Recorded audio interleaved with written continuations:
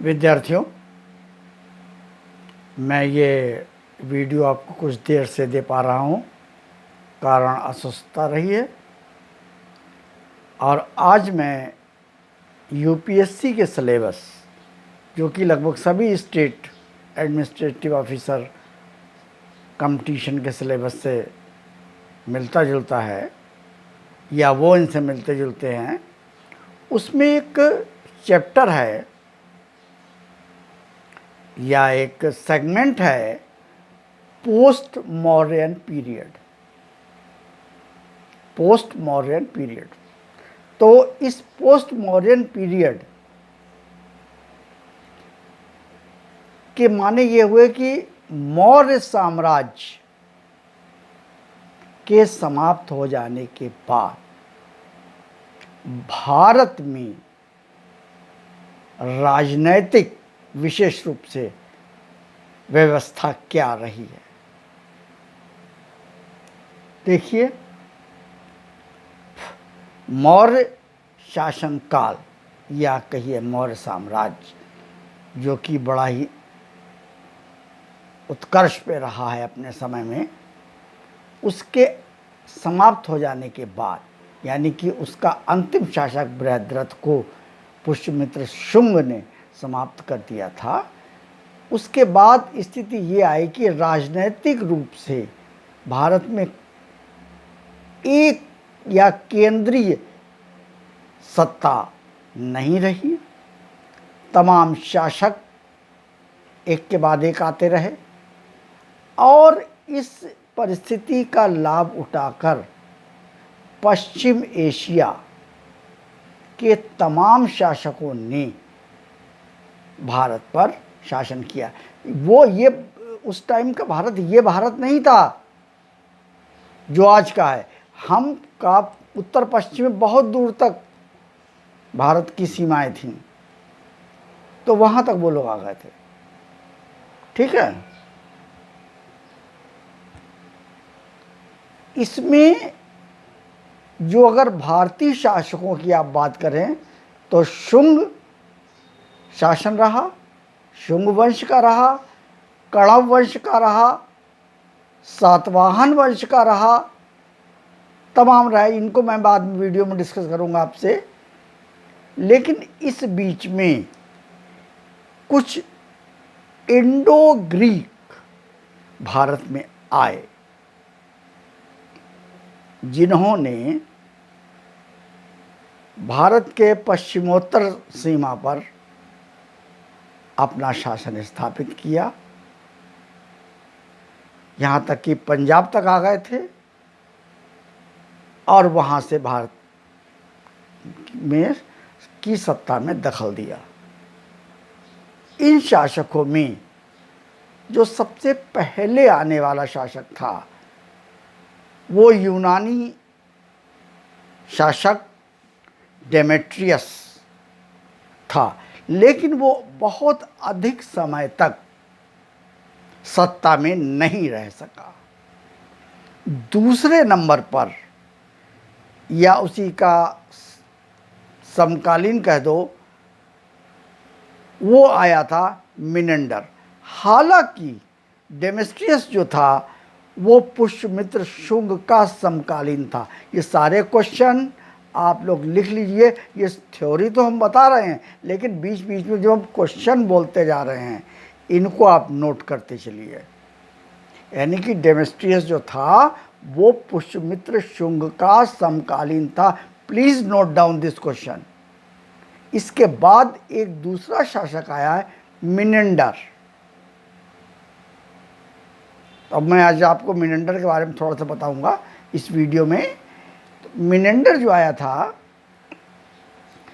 यह काफ़ी शक्तिशाली और काफ़ी प्रसिद्ध शासक था। भारत में आकर कुछ दिनों शासन करने के बाद यह बौद्ध धर्म की ओर झुक गया और बौद्ध धर्म की दीक्षा इसने नागसेन से प्राप्त की। नागसेन से इसने प्रश्नोत्तर किए हैं तमाम विषयों पर, विशेष रूप से फिलॉसफिकल कॉन्सेप्ट्स पर। इन प्रश्नोत्तर की एक पुस्तक बनी, ये सब प्रश्न हैं, ध्यान रखिएगा। इन प्रश्नोत्तर की एक पुस्तक बनी है। इस पुस्तक का नाम था मिलिंद पन्नू, या ऐसे भी कह सकते हैं इस पुस्तक को हम मिलिंद के प्रश्न। मिलिंद मीन्स मिनेंडर, नाम बदल गया क्षेत्रीय भाषा में, और भी तमाम लोग उसको कहने लगे। और इस मिनेंडर की राजधानी जो थी, कैपिटल इसके स्टेट की, वो वर्तमान का सियालकोट जो कि पंजाब में है, वहाँ थी इसकी राजधानी। और दूसरी बात यह है कि इसने भारत में कई प्रकार के सिक्के चलवाए। यही नहीं, इसने हिंद यूनानियों की एक कला, आर्ट को भी स्थापित किया, और इस कला या आर्ट का नाम इसने हेलेनिस्टिक, लिख लीजिए जी, हेलेनिस्टिक कला दी है। ठीक है, तो मिनेंडर, ज़्यादा नहीं पढ़ना इसके बारे में। मिनेंडर कहाँ का था? इंडो ग्रीक, सियालकोट जो कि वर्तमान में पाकिस्तान में है, इसकी राजधानी थी। और इसका जो शासन काल की हम बात करें अगर, तो वो 165 से 145, 165 से 145 BC तक माना जाता है। और जो सियालकोट का हम बार बार नाम ले रहे हैं, इसको शाकल उस टाइम पर कहा जाता था। ध्यान रखिएगा एक एक पॉइंट आप लोग, ठीक है। अब हम आपसे इसी पोस्ट मौर्यन पीरियड से रिलेटेड कुछ क्वेश्चंस कर रहे हैं। पहला क्वेश्चन यह है कि यूनानी शासक डेमेट्रियस, जो अभी मैंने बताया था आपको, इसने काबुल घाटी को कब पार किया था? थोड़ा सा दिमाग लगाइए, देखिए इसने काबुल घाटी को कभी नहीं पार कर पाया था। दूसरा क्वेश्चन है,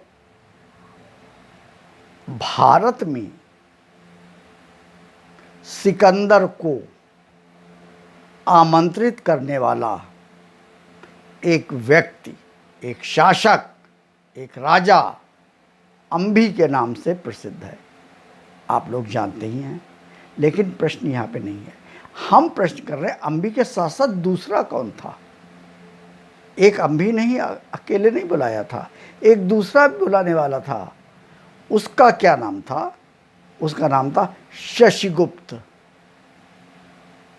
नेक्स्ट है क्वेश्चन, बुकाफेला नामक नगर कहाँ बसाया गया था? बुकाफेला ये उसी टाइम का है। नामक नगर कहाँ बसाया गया था? तो ये झेलम के तट पर बसाया गया था, झेलम। हालांकि सिकंदर वाला जो क्वेश्चन अभी हमने किया है वो पहले का है, लेकिन इससे रिलेटेड आ चुका है, इसी खंड में आ चुका है, इसलिए मैंने पूछा है। दूसरा है निकला नामक नगर किसने बसाया था? निकला नामक एक नगर, यही पहले का है, नगर किसने बसाया था? तो ये सिकंदर ने बसाया था, अलेक्जेंडर द ग्रेट।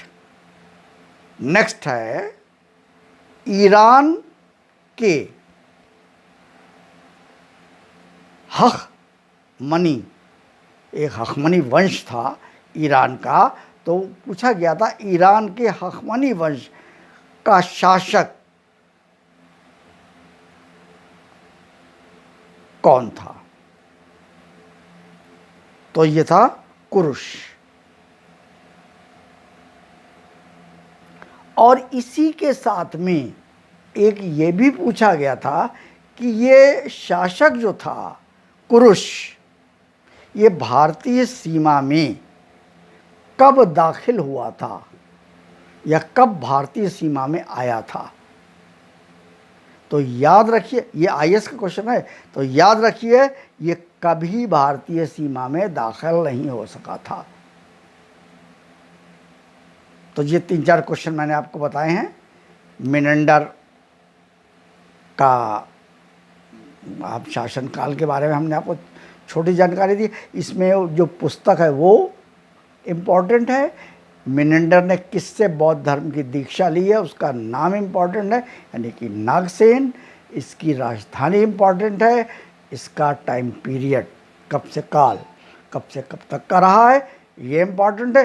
बाकी हम पोस्ट मौर्यन पीरियड के बारे में आपको नेक्स्ट वीडियो में जानकारी देंगे। ठीक है, धन्यवाद। इसको आप शेयर और सब्सक्राइब जरूर करें, बच्चों को जरूर भेजें ताकि उन्हें लाभ हो सके। सब्सक्राइब करें ताकि हमारे आने वाले वीडियो भी आपको तत्काल मिल जाए। Thank you.